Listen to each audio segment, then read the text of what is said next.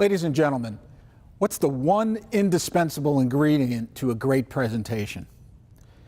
Without this ingredient, when you speak, it'll be uncomfortable for you.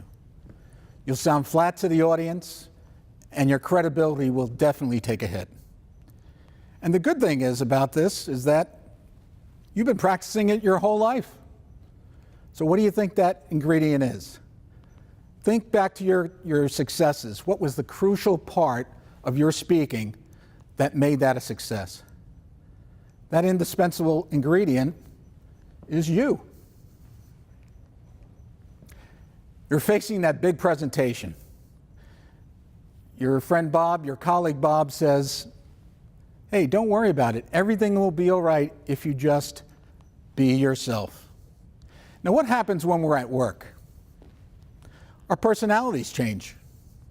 You react to situations differently. You act as the boss wants you to act. But if you're not careful, that will seep into your speeches, and your speeches will take a hit, and they won't be successes. You need to inject yourself in your presentations. There never has been, and there never will be someone with your experiences and everything that's happened in your life. So use that in your speeches. Have it come out. And the best part of it is that you're most credible when you are yourself. I'll talk about 3 things you should be doing in your speeches. Number 1, be enthusiastic. Number 2, use your personal experiences, both on your technical job as well as outside your job. Audiences love this. Then use your unique ability to predict where your subject area is going, your technical subject area, whether it be physics or chemistry or engineering. Let's talk about enthusiasm for a minute. Being enthusiastic won't guarantee that your whole audience will be enthusiastic, but I can almost guarantee that none of your audience will be enthusiastic if you aren't. So let your enthusiasm come through in your words, your body language, and your tone of voice. Now, let's talk about past experiences. You've all had many experiences in your life, and many stories. Stories are very important. We'll talk about that later. Audiences love to hear real-world experience.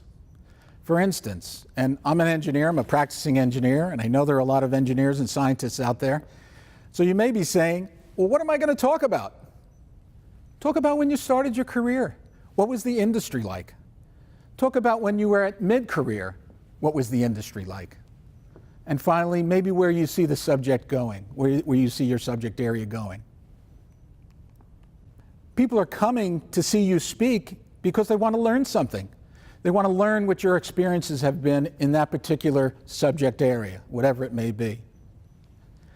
You may want to ask yourself the question, have the hopes of the subject area community when you were starting out, have they been realized? Why or why not? So past experiences are very important. However, there is a danger when you talk about your subject area, as you've probably seen at many cocktail parties. People keep talking and keep talking and keep talking. Be careful that you don't fall in love with the sound of your voice. Say what you have to say and then sit down. So the indispensable ingredient is? You. The indispensable ingredient is? You. Very good. You.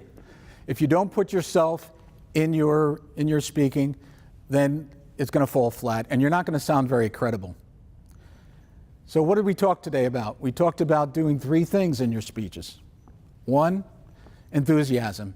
Let your enthusiasm shine through, and the audience will get excited and enthusiastic about your subject area. Number 2, audiences come to hear you and hear your experience, so don't keep it under your hat. Give it to the audience.